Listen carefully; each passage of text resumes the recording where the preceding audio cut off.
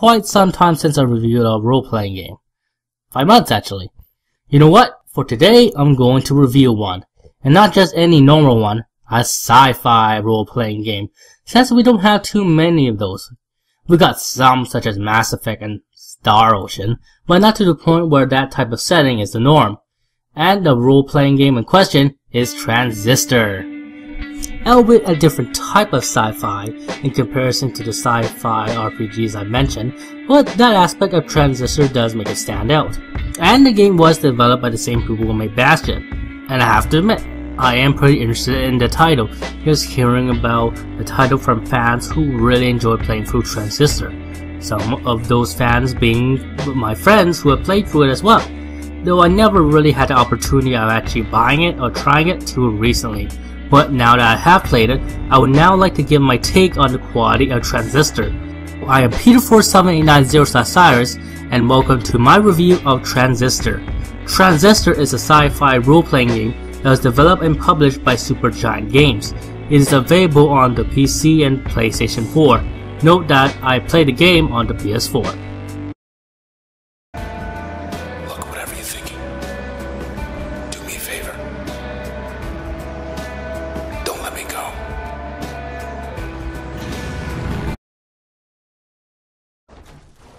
Now visually, I have to say that Transistor looks pretty striking.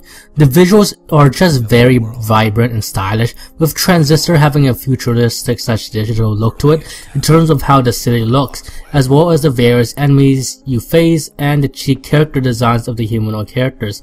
The visuals really do pop and leave a lasting and appealing impression that's really memorable.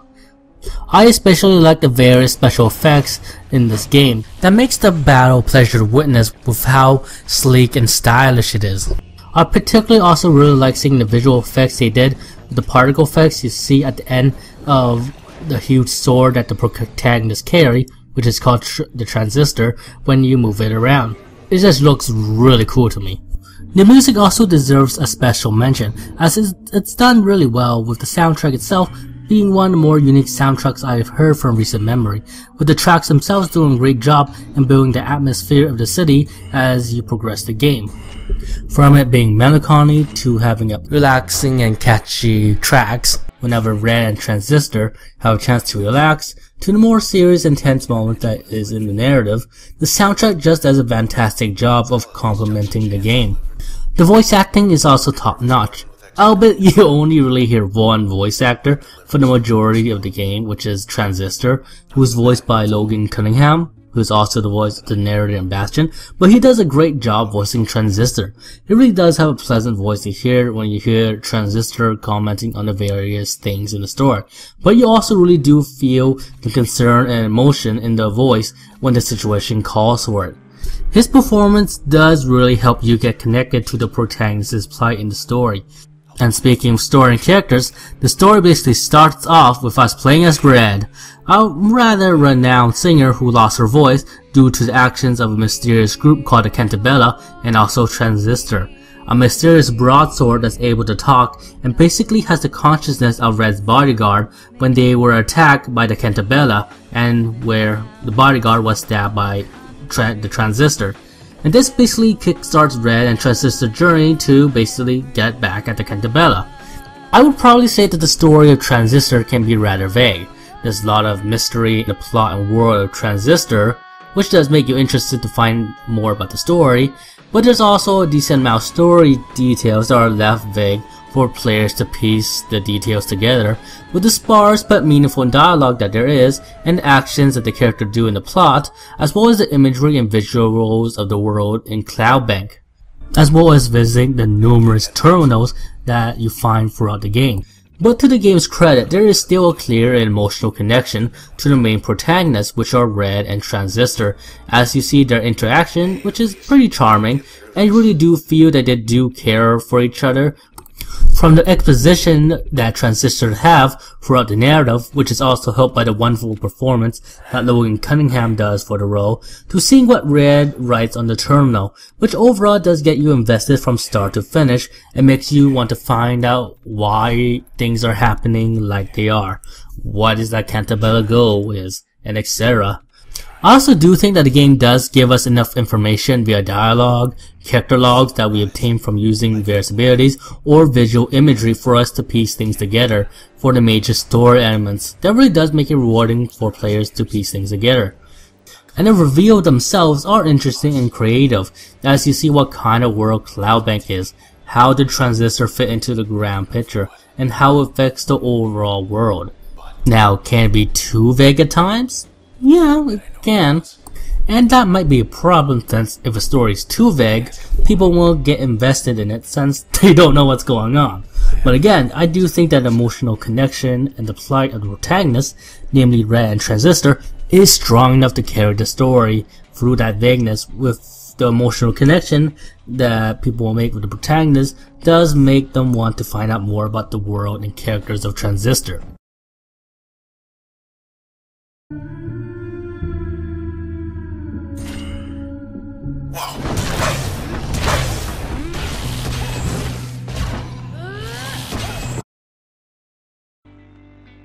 And now to discuss the gameplay of Transistor. Structurally, Transistor is a fairly linear game, with you basically progressing from point A to point B, with you defeating enemies along the way and fighting the occasional bosses, with there being incentive to go off the beaten path to look for some terminals that will let you learn more about Cloudbank. Oh, and you also heal automatically from each encounter. There's also a backdoor area which will allow you to do some optional side missions that ranges from defeating enemies in a certain time limit to defeating all enemies in an area in one turn. Well, that is to say, using the turn system of the combat system, which I'll discuss in a bit.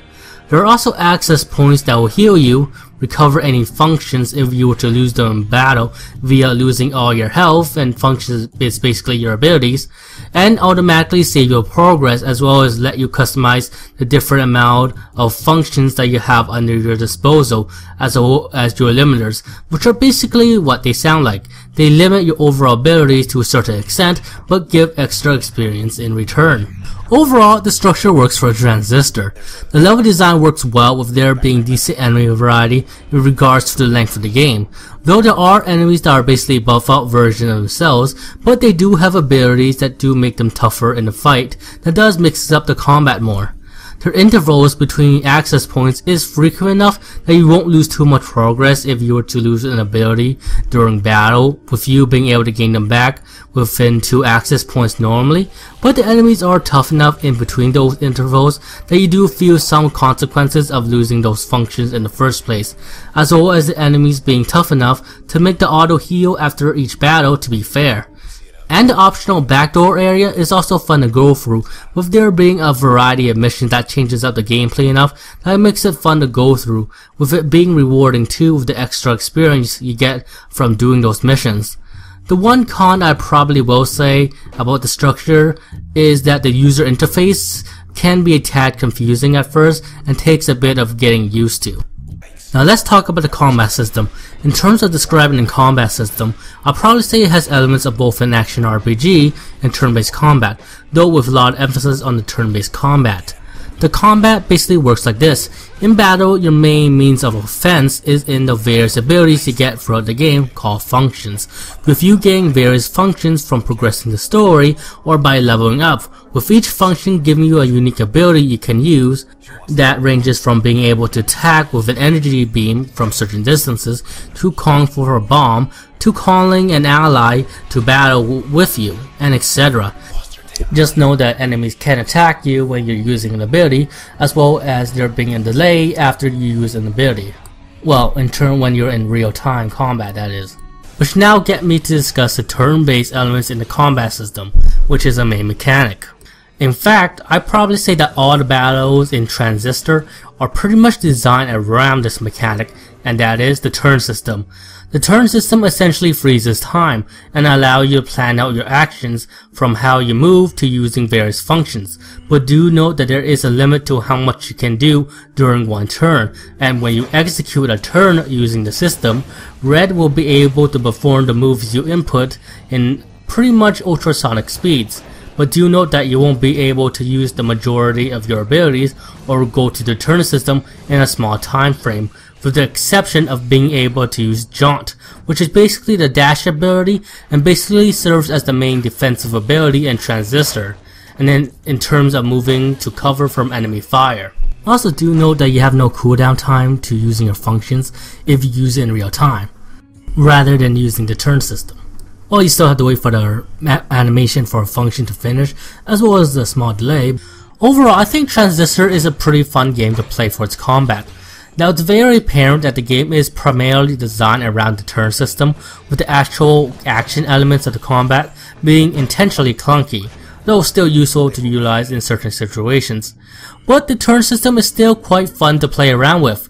It's really satisfying to plan your moves out and see red execute in a blurry fashion, as enemies just get wrecked from your combination of functions, and you still have to be on your toes after you use the turn, since you don't have access to the turn mechanic or most of your abilities in a small time frame, which does require you to study your environments and think of an escape plan to your nearby cover to escape enemy fire, or plan how to get enemy pods that spawn from defeated enemies in that time frame, since they can respawn if you don't collect it in time, which does make the game engaging throughout the entire fight.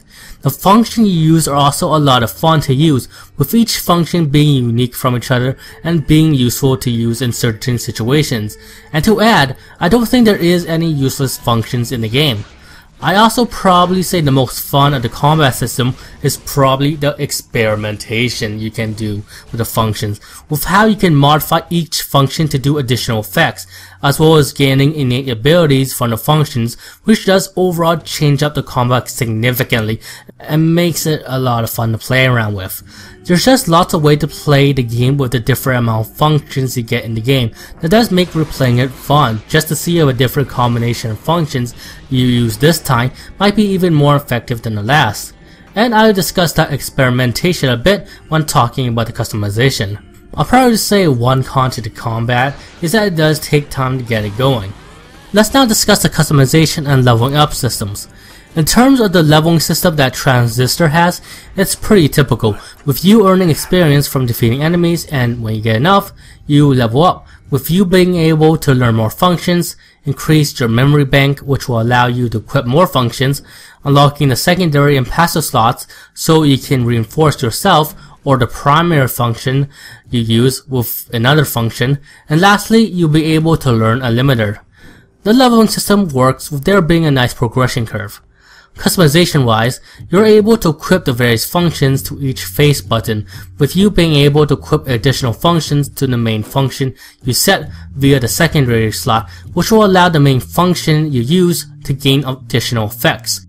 Such as adding Spark to Jaunt will allow you to release several electrical bombs as you use Jaunt. In addition to being able to combine functions together, you are also able to equip functions in the passive slot, which are the slots at the far left, which will give you buffs to your character. But do note that you do have a limit to how many functions you can equip at one time via the memory bank. And do remember, you can only customize your functions when you're at an access point.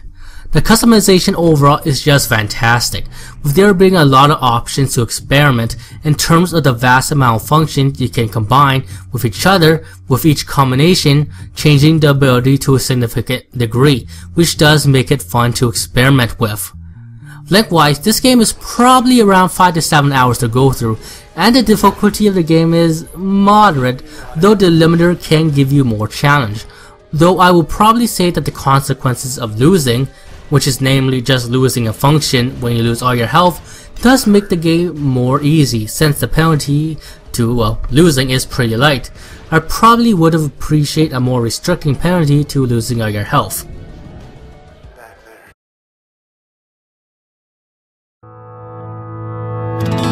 Step out beyond the edge and start the motion.